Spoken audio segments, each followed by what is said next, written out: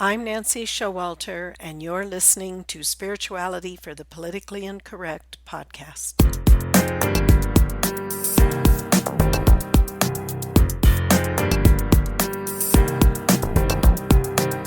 Welcome, all radical paradigm shifters and creative change makers. You who dare to create a better life and a better world.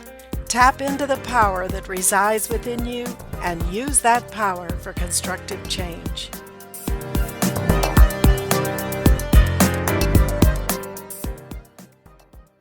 Hello, everybody, and happy Mother's Day. It's really wonderful to have a specific day of the year when we honor our mothers, our physical mothers, as well as our Divine Mother.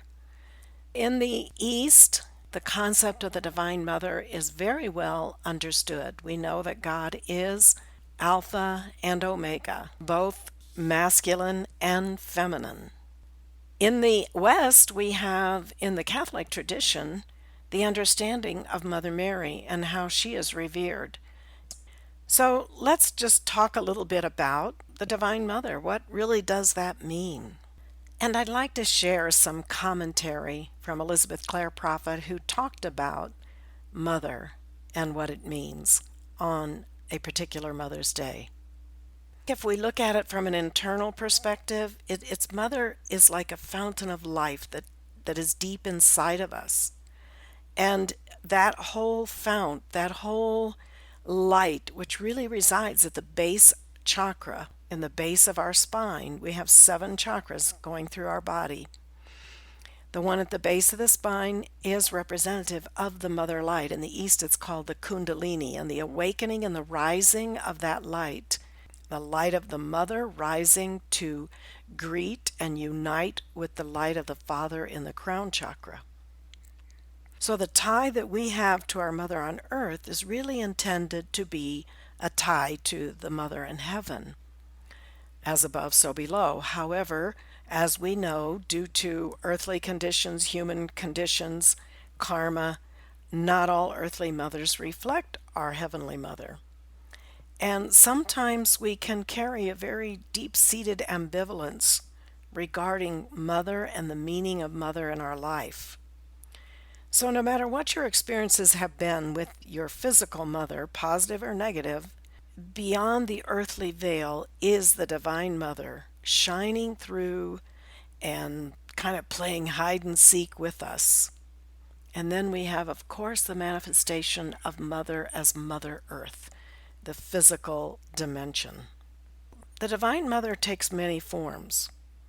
And of course, Mother Mary, the mother of Jesus, is one of the great examples in the West.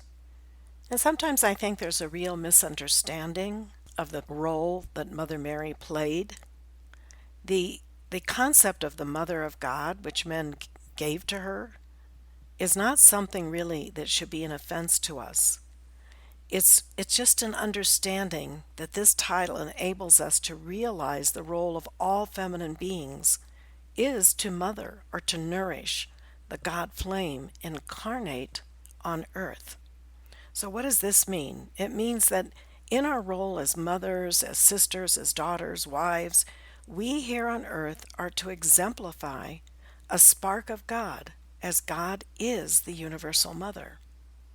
Now, just as Mother Mary gave birth to Jesus, and she nourished that flame of God that burned on the altar of his heart and his physical form that cradled that infinite spirit, this was not something that only she does. This is really the rule and the example for all womankind to follow.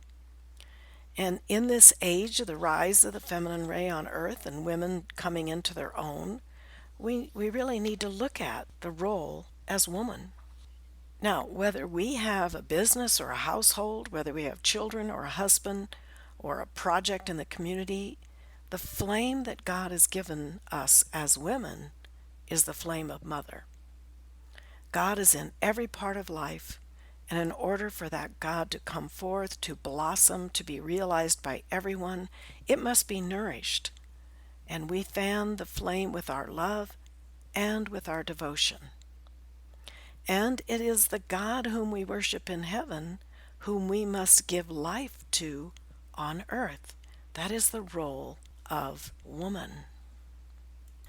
And I contend that not only do we want to see Mother Mary as just an exalted being, very high and seemingly apart from us, but really a friend who walks with us every day. She's very close to us here on earth. She has appeared to so many people.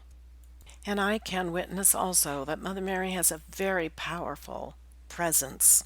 And we need to think about how we can invoke her. Now, the Catholic tradition has the rosary, and those rosaries given by millions around the world are really very effective in drawing her presence closer and closer to the earth. So really, if we expand our consciousness to understand that there are heavenly saints of East and West, and the great gurus of the East, all of this is part of the great mystical body of God. All contribute a certain focal point of consciousness to us, whereby we on earth can be the step-down transformers for that cosmic energy that is our very life, and yet must be translated through our consciousness, through our free will, and through the flame that abides within our own hearts. That presence of God that Jesus talked about, the kingdom of God is within you. And we find that in the spark of life, in the threefold flame of love, wisdom, and power within our own hearts.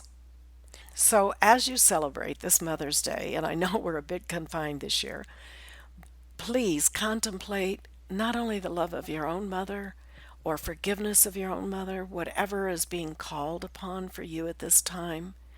Remember the Divine Mother and invoke that presence of the Divine Mother to flood your being, to accelerate that light within you and have that reunion with the beloved Mother. So again, have a blessed and happy Mother's Day, and I will see you next week. Until then, keep an open mind, a generous heart, and a powerful spirit.